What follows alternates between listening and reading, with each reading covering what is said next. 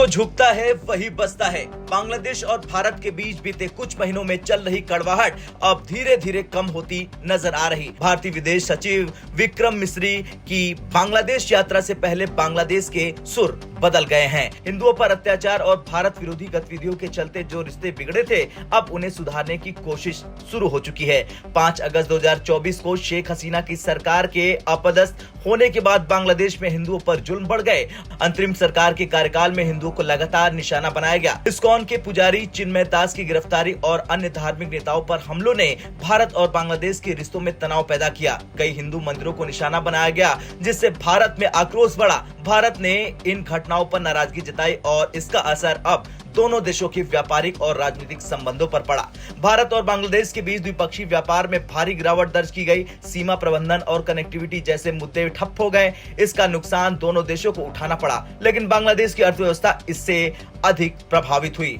बांग्लादेश के विदेश मामलों के सलाहकार मोहम्मद तौहीद हुसैन ने इस स्थिति पर कहा कि हमें उम्मीद है कि हम इस गतिरोध को दूर करने में सफल होंगे। ऐसे गतिरोध को दूर करने के लिए एक दूसरे से मिलना बहुत जरूरी है। भारतीय विदेश सचिव की यात्रा से पहले बांग्लादेश के विदेश विभाग और सलाहकारों ने नरम रुख अपनाया। बांग्लादेश के विदेश विभाग के प्रवक्ता मोहम्मद रफीकुल आलम ने तो यहाँ तक कह दिया कि हम दोनों देशों के बीच सभी मुद्दों पर चर्चा करेंगे। हमें विश्वास है कि ये गतिरोध खत्म हो जाएगा। बांग्लादेश ने स्पष्ट किया कि वो भारत के साथ व्यापार, सीमा प्रबंधन और पानी के मुद्दों पर सार्थक बातचीत के लिए तैयार है।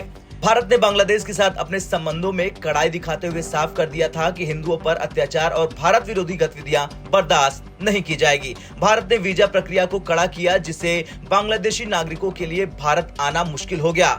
सीमा पर फेंसिडिल और याबा जैसी नशीली दवाओं की तस्करी पर सख्ती बढ़ा दी गई। व्यापार में मंदी का सीधा असर बांग्लादेश की अर्थव्यवस्था पर पड़ा।